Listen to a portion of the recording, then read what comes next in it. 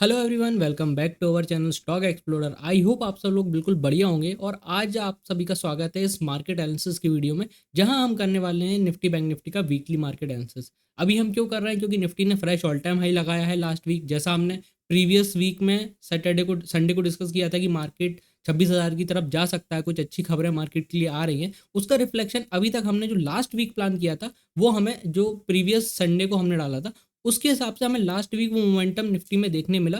और निफ्टी ने एक वीकली बेसिस पे एक बढ़िया ऑल टाइम हाई क्लोज कर दिया स्ट्रॉन्ग कैंडल के साथ। तो निफ्टी ने ब्रेकआउट दे दिया है। बट जैसा कि आपने थंबनेल में पढ़ा होगा कि भाई बैंक निफ्टी का खून कब खोलेगा, कि भाई निफ्टी कहाँ ऑल टाइम हाई पे ऑल टाइम हाई मार रहा है। और ये ऑलमोस्ट 1 डेढ़ महीने से डाउन ट्रेंड तो एक पुल बैक सिनेरियो में बैठा हुआ है। तो भाई ऐसा क्या चल रहा है कि भाई दोनों अलग अलग चल रहे हैं? मतलब थोड़ा आगे पीछे चलता है, बट इतना आगे पीछे चलना दोनों का थोड़ी सी गड़बड़ बात है। हम वो सारी चीज़ें डिस्कस करेंगे। हम कुछ इंपॉर्टेंट प्राइस एक्शन लेवल्स भी देखेंगे जिनको मार्केट काफ़ी अच्छे से रिस्पेक्ट कर सकता है, या जहां से हमें एक रिएक्शन देखने मिल सकता है, तो वो भी अपन आप लोग के साथ डिस्कस कर लेंगे अच्छे से।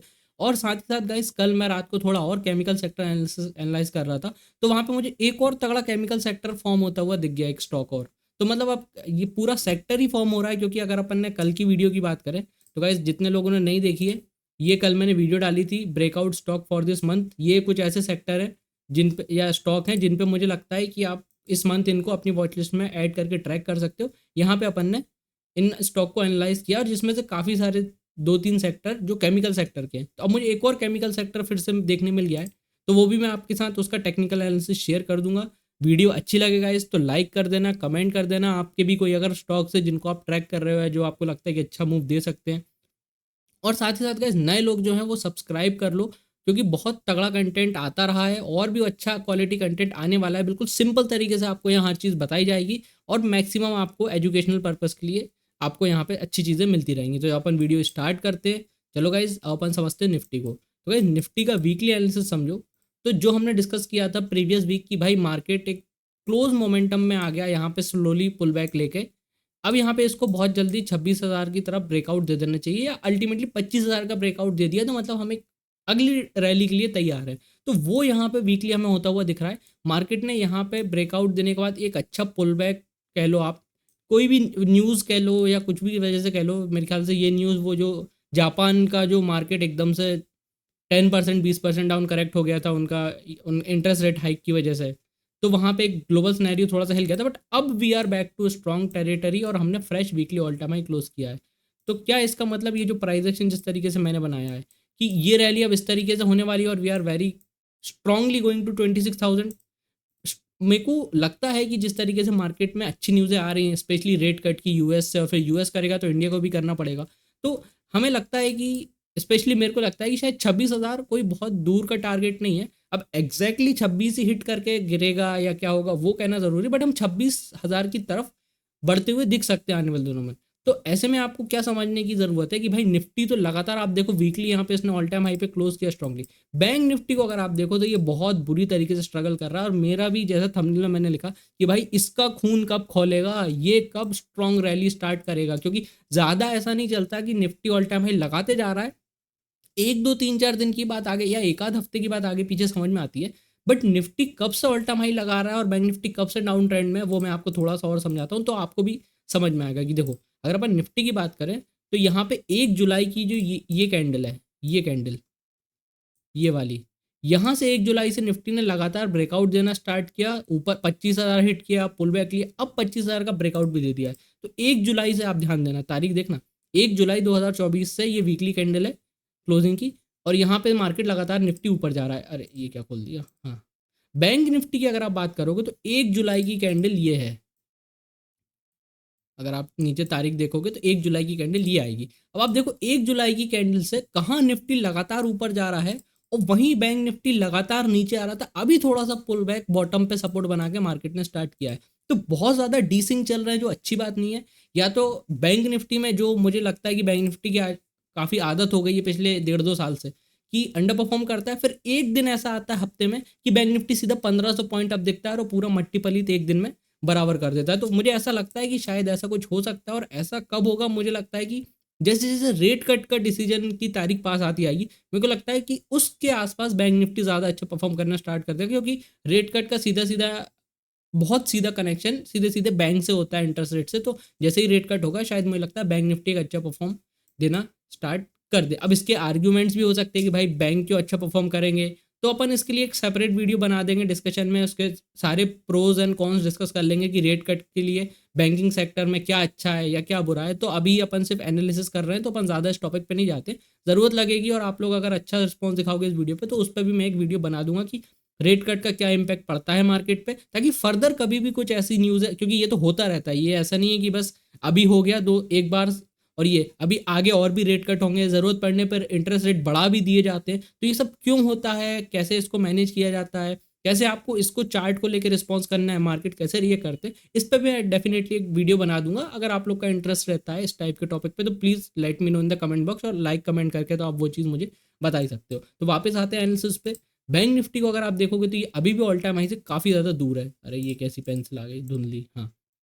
तो अभी ऑल टाइम हाई से बैंक निफ्टी दूर है, तो मेरे हिसाब से बैंक निफ्टी को एक मोमेंटम कैच करना चाहिए। अब चलो ये तो बात कर ली अपन ने, बट अगर अपन निफ्टी पे आएंगे अवर्ली टाइम फ्रेम पे, तो वीकली टाइम फ्रेम तो सारी चीज़ें अच्छी हैं। यहाँ पे अगर आप देखोगे तो निफ्टी ने यहाँ पे काफ़ी अच्छा एक सपोर्ट या एक कंसोलिडेशन कह लो, वैसे तो अप ट्रेंडिंग चैनल था यहाँ पे, तो मेरे को डर लग रहा था कि ये ऐसा मतलब प्राइस एक्शन ये ना बन जाए, बट फॉर्चुनेटली मार्केट ने ऐसा नहीं किया और वापस हम अप ट्रेंडिंग बुलिश रैली में आ चुके हैं। तो यहाँ पे अगर आप देखोगे तो निफ्टी लगातार स्लोली स्लोली ऊपर जा रहा था, और फाइनली यहाँ पे इसने रिसेंटली कुछ दिन पहले अपने ऑल टाइम हाई का ब्रेकआउट जो 25,000 के आसपास राउंड लेवल था उसका ब्रेकआउट दे दिया है। तो एक अच्छी बात है कि निफ्टी ने ब्रेकआउट दे दिया। अब यहाँ पे आप देखोगे तो फ्राइडे का सेशन में मार्केट गैपअप खुलता है और दिन भर उसी रेंज में कंसोलिडेट करता रहता है। ये हालांकि अवर्ली टाइम फ्रेम पे मैं आपको 15 मिनट पे भी दिखा दूं तो आप देखोगे कि यहाँ पे अगर आप बिल्कुल शॉर्ट टर्म प्राइस एक्शन देखो तो मार्केट गैपअप खुला और दिन भर इसी रेंज में कंसोलिडेट करता रहा। तो निफ्टी पे भी एक काफ़ी अच्छा भी मौका है कि मार्केट ने एक छोटी सी रेंज में कंसोलिडेट कर लिया है। मैं इसको थोड़ा सा अगर आप बोलो तो इसको एक ऐसा बॉक्स टाइप का बना देता हूँ। तो यहाँ पे आप देखोगे कि निफ्टी बिल्कुल दिन भर फ्राइडे के प्राइस एक्शन में दिन भर कंसोलिडेट करता रहा, ना दिन का हाई तोड़ा ना दिन का लो तोड़ा। तो अब अगर किसी को कुछ ट्रेडिंग अपॉर्चुनिटी देखनी है तो वो यहाँ पे थोड़ा बहुत इस प्राइस एक्शन के बेसिस पे देख सकता है। मैं ज़्यादा नहीं बोलूँगा क्योंकि थोड़ा मतलब एफएनओ ना ही करो तो अच्छा है बस, क्योंकि एनालिसिस ज़रूरी होता है, क्योंकि आपको मार्केट के साथ भी कैचअप करना रहता है। आप सिर्फ ये नहीं सोच सकते कि मेरी स्विंग ट्रेड अपनी तरफ अलग चलती रहे और मार्केट अपना कुछ भी करता रहे। एक आध स्टॉक इंडिविजुअल परफॉर्म कर सकता है, बट अगर मार्केट में कोई ऊपर नीचे का बड़ा मूव आता है तो वो डेफिनेटली मार्केट को और ओवरऑल स्टॉक्स को इम्पैक्ट करता है। तो यहाँ पे अगर आप देखोगे तो अगर मार्केट अब फ्लैट खुल के अपना ये 24,250 का लेवल क्या है, हाँ सॉरी 24 कह रहा हूँ, 25,260 का लेवल ब्रेकआउट करता है तो फिर हमें एक अच्छा अप ट्रेंडिंग मूव देखने मिल सकता है, क्योंकि मार्केट अप ट्रेंड में है। यहाँ से काफ़ी अच्छे अप ट्रेंड में है, यहाँ कंसोलिडेशन या पॉज लिया है, कंटिन्यूएशन का हमें मोमेंटम देखने मिल सकता है। गैप अप खुले मार्केट तो मेरे ख्याल से थोड़ा सा वेट कर सकते हो सकता है पहले पुल बैक ले, यहाँ पे जो रेजिस्टेंस था उसका सपोर्ट बनाए फिर ऐसा निकले तो यहाँ पे एक मोमेंटम बन सकता है। ये आपको देखना पड़ेगा कि मार्केट कैसा हो रहा है, बट ओवरऑल कहने का मतलब ये कि निफ्टी स्ट्रांग है, एक रेंज में अच्छा कंसोलिडेशन कर लिया है, ऊपर एक ब्रेकआउट दे सकता है। लोग बोलेंगे कि भैया इतने हाई पे है नीचे भी तो गिर सकता है, देखो तो अभी मार्केट अप ट्रेंड में है तो it will be a buy on dip, जैसा यहाँ पे हुआ आप देख सकते हो। एक अचानक से मार्केट में सेल आता है और मार्केट गिरना चालू करता है, जब ये ऑल टाइम हाई यहाँ पे 25,160 कुछ का लगा था तो लोगों को लगा होगा कि नहीं भाई ये बड़ा रिवर्सल आ गया, एकदम से सेल आ रहा है, बड़ा सेल आ रहा है। बट देखो हुआ क्या, 5 कैंडल उसने सेल करने के लिए ली और एक कैंडल में उसने वापस मल्टीपली बराबर कर दिया, पूरा 125-130 पॉइंट की सिंगल कैंडल में रिकवरी। तो आजकल हो ये रहा है कि भाई इंडियन मार्केट में बेयर मार्केट अब 15 मिनट से 30 मिनट के हो गए और बुल मार्केट कंटिन्यूएशन में वीक टू वीक चलते जा रहे हैं। तो यही वही 30 मिनट का बेयर मार्केट था और उसके बाद वापस बुल्स ने या इंस्टीट्यूशन से कम किया और अगेन वापस इसको ऊपर लेके गए। तो अच्छी बात है, अभी मार्केट में मतलब स्ट्रेंथ है कि मार्केट और ऊपर जा सकता है।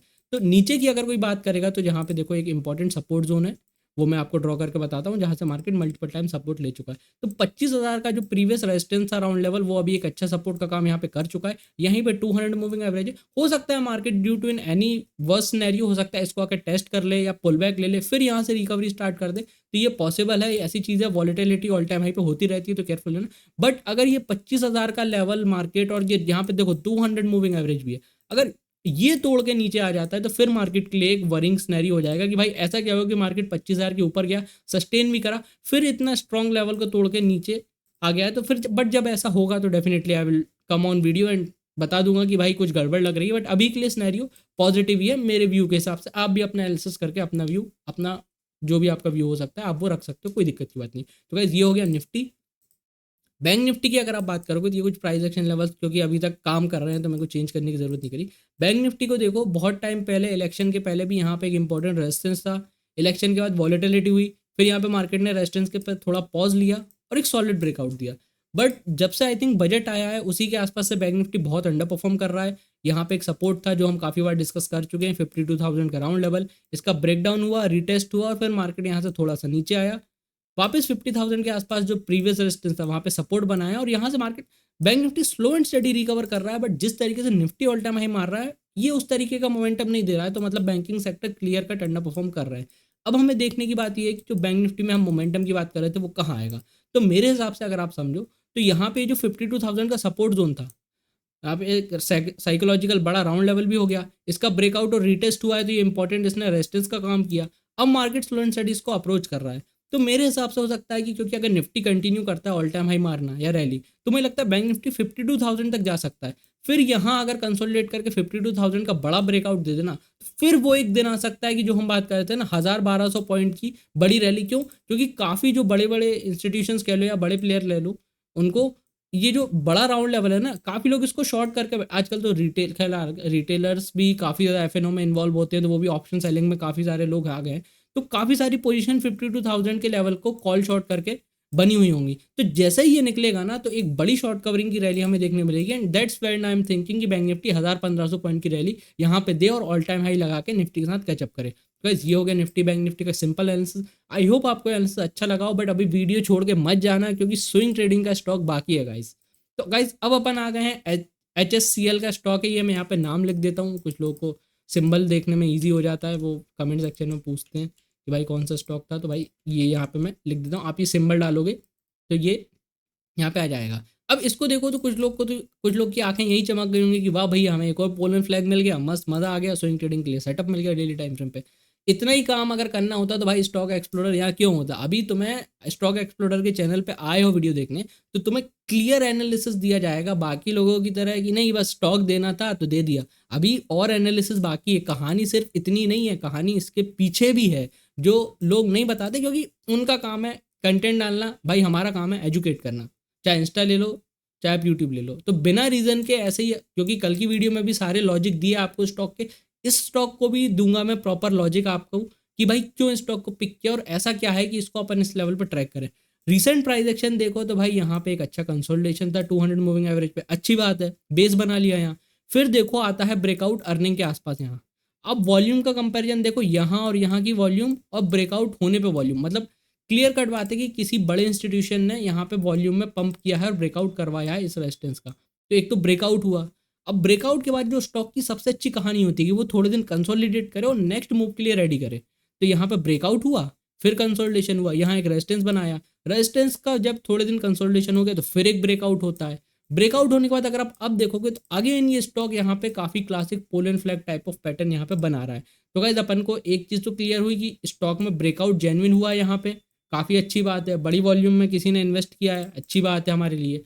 स्टॉक अच्छा अप ट्रेंड में है, पॉज लेके जा रहा है तो एक हाई प्रोबेबिलिटी है कि ये ऊपर ब्रेकआउट देगा तो एक अच्छा मोमेंटम आएगा, ये भी बहुत अच्छी बात है। बट बात अच्छी अभी यहाँ तक ही नहीं है, अगर मैं आपको इसका स्टॉक वीकली पे दिखाऊं, हेयर इज व्हेन जब आप कहते हो ना कि कोई इंसान ने प्रॉपर रिसर्च करी स्टॉक पे, ऐसा नहीं कि सिर्फ मैंने डेली टाइम फ्रेम पे उतना देख लिया, सेटअप देखा और भाई मजा आ गया चलो सेटअप देख लो, नहीं भाई कहानी और भी रहती है, इसी को तो रिसर्च एनालिसिस कहते हैं। और यही तो हम आपको हमेशा कहते हैं कि भाई अच्छी चीज़ें सीखो, अच्छे से रिसर्च करना सीखो, अच्छे से उसको अपने कंसेप्ट पे अप्लाई करो, फिर ट्रेडिंग करो, तो आपको स्लो एंड स्टडी प्रॉफिटेबिलिटी की जर्नी पे आप धीरे धीरे बढ़ते जाओगे। अब यहाँ पे देखो कोई डेली टाइम फ्रेम पे देख के भी कर सकता था, कोई दिक्कत नहीं है, बट देखो यहाँ पे कितना इंपॉर्टेंट रोल फिर से 52 वीक साइड वाला सेटअप प्ले कर रहा है। अगर आप 2022 की बात करोगे यहाँ कहीं समथिंग जुलाई से अक्टूबर की, यहाँ पे स्टॉक ने ऑल टाइम हाई अपना समथिंग लेवल लगाया था, अगर मैं गलत नहीं हूँ तो जूम आउट करके देखता हूँ, हाँ I think this is the all time high.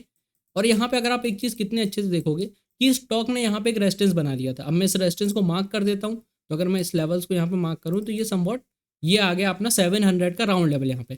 अब 2022 के बाद स्टॉक डाउन ट्रेंड में आता है, सेल होकर थोड़ा पुल बैक लेता है, 200 मूविंग एवरेज को वीकली टेस्ट करता है, फिर यहाँ से स्टार्ट होती है असली कहानी।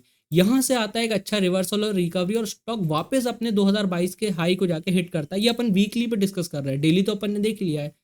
क्यों इंपॉर्टेंट है? क्योंकि हम एक बहुत important previous multi year high पे, हालांकि बहुत दूर का नहीं है, 2022 का ही हाई है, बट स्टिल स्टॉक बहुत टाइम बाद अपने 2022 के हाई को हिट कर रहा है। अगर आप यहाँ पे वीकली देखोगे तो यहाँ पे स्ट्रॉन्ग कैंडल्स हैं और स्ट्रॉन्ग वॉल्यूम्स भी हैं, मतलब कुछ ना कुछ स्टॉक में पक रहा है। ऊपर से केमिकल सेक्टर के स्टॉक सभी क्यों फॉर्म हो रहा है, ये भी एक क्वेश्चन मार्क की बात है। अच्छी खबर आती है कुछ तो सारे स्टॉक ब्रेकआउट कर सकते हैं, खबर नहीं आती है तो सेल भी आ सकता है, नो डाउट, क्योंकि एक्सपेक्टेशन वो फुलफिल नहीं होगी। बट हमारा काम है एनालिसिस करके रखना और प्राइस एक्शन पे वर्क करना। अब देखो, इसने लास्ट वीक यहाँ पे ऑल टाइम हाई को हिट करके एक डोजी बनाई है। Doji means it can be pause, कि मार्केट ने हिट किया या स्टॉक ने इंपॉर्टेंट लेवल हिट किया, थोड़ा उसने पॉज लिया, अब वो फिर ब्रेकआउट के लिए, कंटिन्यूएशन के लिए रेडी हो रहा है। And doji means can be A reversal also, कि भाई स्टॉक को पीक आउट हो चुका है, अपना इंपॉर्टेंट रेजिस्टेंस लेवल है, यहाँ से गिर सकता है। तो नेक्स्ट वीक इसमें क्या होता है वो बहुत इंपॉर्टेंट है। अगर ये एक पॉज है और ये इंपॉर्टेंट रेजिस्टेंस का ब्रेकआउट होना है, तो यहाँ पे इसको 700 के लेवल का वीकली बेसिस पे एक ब्रेकआउट करना पड़ेगा। तो ये इंपॉर्टेंट लेवल है 700 का इसके लिए, वीकली बेसिस पे भी और डेली बेसिस पे भी। जो हमने देखा यहाँ पे एक अच्छा पोलियन फ्लैग का सेटअप बन रहा है। तो गाइस इसमें क्या आप कर सकते हो कि इसको ज़्यादा लंबा, तो अगर आपको लंबा होल्ड करना है तो आपको वीकली बेसिस पे देखना पड़ेगा कि ये 700 के स्ट्रॉन्ग लेवल के ऊपर, डोजी के हाई के ऊपर क्लोज कर रहा है क्या वीकली कैंडल। अगर हाँ तो फिर एक तगड़ा बहुत बड़ा ब्रेकआउट देखने मिल सकता है। बट अगर आपको क्विक 1-2 दिन की ट्रेड बनानी है ना, तो यहाँ पे डेली टाइम फ्रेम पे भी अच्छा लेवल है। यहाँ पे पॉज करके स्टॉक ऊपर गया है, यहाँ पे एक पुल बैक है, एक flag time kind of pattern है। अगर इसका ये 705 या 708 के आसपास का ये लेवल ब्रेकआउट होता है, या इस डोजी के हाई के ऊपर ये ब्रेकआउट करता है, डोजी का हाई समथिंग है 712 समथिंग कुछ का, तो अगर ये स्टॉक 712 के इस लेवल का ब्रेकआउट करता है इस पोलर फ्लैग का, तो यहाँ पे हमें 1-2 दिन का एक अच्छा अप ट्रेंडिंग मूव देखने मिल सकता है। तो गाइज आई होप आपको ये सिंपल तरीके से एनालिसिस अच्छा लगा हो। ऐसी और वीडियोस आती रहेंगी, तो गाइज लाइक कमेंट शेयर कर दो, नए लोग हो तो सब्सक्राइब कर लो, और मिलेंगे आगे चल के कुछ और अच्छी इंटरेस्टिंग सेक्टर वाइज वीडियो में। अभी के लिए इतना ही, थैंक यू गाइज।